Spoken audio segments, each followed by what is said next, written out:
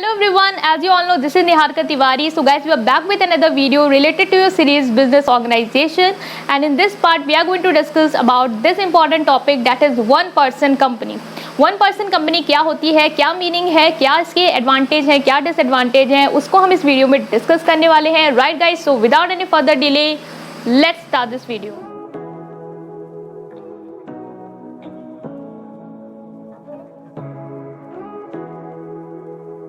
So now we are starting with the meaning of one person company. So 2013 का जो company act है, उससे पहले वन पर्सन कंपनी जैसा कोई भी टॉपिक नहीं था, मतलब वन पर्सन कंपनी नहीं होती थी. बट कंपनी एक्ट 2013 ने ये एक नया कॉन्सेप्ट ला के रख दिया, that is one person company. मतलब कि अब एक भी पर्सन अगर चाहे तो वो अपनी कंपनी फॉर्म कर सकता है. ज़रूरी नहीं है कि वो सोल ट्रेडरशिप में जाए, राइट. वो एक वन पर्सन कंपनी फॉर्म कर सकता है और एक कंपनी के जो बेनिफिट्स हैं उनको उठा सकता है, राइट. सो ये कॉन्सेप्ट आता है आपका one person company. So company act 2013 has introduce this new concept, that is one person company under which one member and one director can form a company. यहाँ पे एक डायरेक्टर और एक मेंबर मिलके एक कंपनी को फॉर्म कर सकते हैं, that is your one person company. अब इस वन पर्सन कंपनी के क्या एडवांटेज हैं, क्या डिसएडवांटेज हैं, वो हम यहाँ पे डिस्कस कर लेते हैं. First advantage is that is legal status. ये हमने बहुत सारे पार्ट जो पढ़े ऑर्गेनाइजेशन के, वहाँ पे हमने पढ़ा कि एक लीगल स्टेटस या लीगल सेपरेट लीगल एंटिटी जो है वो सबको मिलती है, राइट.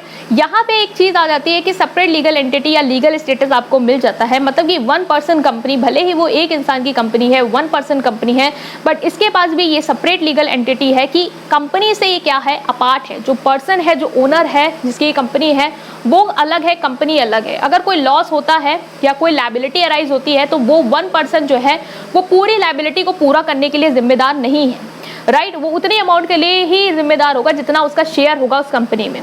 तो ये क्या है, आपका वन पर्सन कंपनी का एक इंपॉर्टेंट एडवांटेज मिल जाता है आपको, that is separate legal entity या legal entity. Next advantage that is easy to obtain fund. One person company के लिए आसान है कि वो फंड ऑब्टेन कर पाए. एज वन पर्सन कंपनी एक प्राइवेट कंपनी होती है और प्राइवेट कंपनी के लिए ईजी होता है कि वो प्राइवेट बैंक्स या जो बैंक्स हैं उनके थ्रू क्या कर पाए, फंड जो है वो रेस कर पाए. तो ये एक एडवांटेज वन पर्सन कंपनी को मिलती है, that is easy to raise fund, less formalities या less legal requirement.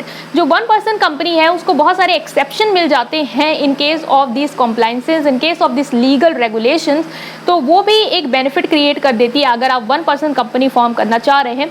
Like one person company को ज़रूरी नहीं है कि वो अपने जो कैश फ्लो स्टेटमेंट है उसको बनाए, राइट. ये एक एडवांटेज है जो वन पर्सन कंपनी को मिल जाती है. जो कंपनी का सेक्रेटरी है उसको ज़रूरी नहीं है कि वो बुक्स ऑफ अकाउंट या एनुअल रिटर्न को साइन करे, या हम कंपनी के जो ये सब चीज़ें उनको कंपनी के सेक्रेटरी से साइन करा, हम डायरेक्टर से भी साइन करवा सकते हैं. तो ये एक एडवांटेज है आपकी one person company. Next come that is easy incorporation. Incorporation या उसको फॉर्म करना बहुत ईजी होता है, एज आपको सिर्फ वन मेंबर या वन डायरेक्टर ही चाहिए होता है और जो लीगल रिक्वायरमेंट है उन्हें फुलफिल करके आप वन पर्सन कंपनी को फॉर्म कर सकते हैं. तो ये ईजी फॉर्मेशन की कैटेगरी में आ जाता है. लास्ट जो एडवांटेज आपको देखने को मिलती है यहाँ पे, उसको भी हम यहाँ पे डिस्कस कर लेते हैं. लास्ट हो जाएगी आपकी easy to manage. One person company को मैनेज करना आसान होता है, एज एक ही पर्सन है, उसे ही पूरी कंपनी को मैनेज करना है, उसे ही डिसीजन लेने हैं. तो मैनेजमेंट जो है वो इजी हो जाता है, डिले नहीं हो पाता है, कॉन्फ्लिक्ट नहीं होते हैं. तो ये क्या है, एक एडवांटेज है आपकी वन पर्सन कंपनी की. मूविंग टू नेक्स्ट है, यहाँ पे हम बात करने वाले क्या डिसएडवांटेज है आपकी वन पर्सन कंपनी की. सो उसको भी हम यहाँ पे देख लेते हैं. So next come that is suitable for only small business. जो वन पर्सन कंपनी की पहले डिसएडवांटेज है वो ये है कि ये सिर्फ स्मॉल बिजनेस के लिए सुटेबल है. एज अगर आप कोई बड़ा बिजनेस करना चाह रहे हैं तो आपको लार्ज अमाउंट ऑफ कैपिटल की जरूरत होगी. लार्ज अमाउंट ऑफ कैपिटल तब आ पाएंगे जब आपके पास ज़्यादा से ज़्यादा शेयर होल्डर होंगे. बट सिंस यहाँ पे सिर्फ एक ही पर्सन, एक ही डायरेक्टर है, तो शेयर होल्डर तो है ही नहीं ज़्यादा. तो यहाँ पे क्या है कि कैपिटल उतनी नहीं आ पाती. तो सिर्फ स्मॉल बिजनेस के लिए ये सुटेबल होगी आपकी वन पर्सन कंपनी.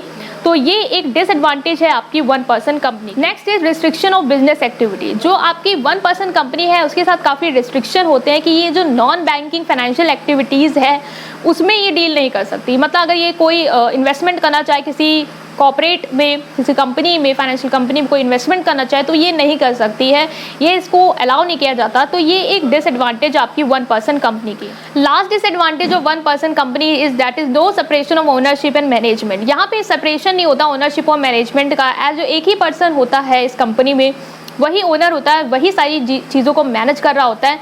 तो यहाँ पे ये चीज़ें हो सकती हैं कि सिंस कोई कंट्रोल करने वाला नहीं है तो वो अपनी मर्जी की चीज़ें कर सकता है, जिसके कारण कभी कभी इलीगल एक्टिविटीज़ में या उन एक्टिविटीज़ में वो पर्सन इंगेज हो जाता है जो उसे नहीं करनी चाहिए, सिंस कोई कंट्रोल करने वाला नहीं है। राइट, सो ये सारी क्या थी डिसएडवांटेज और एडवांटेज थी आपकी 1% कंपनी की, और मीनिंग को हमने पे डिस्कस किया है। स्टिल कोई भी डाउट है उसे आप कमेंट सेक्शन में पूछ सकते हैं। अगर आपको ये वीडियो पसंद आई है then please press like button and subscribe to my channel. Thank you.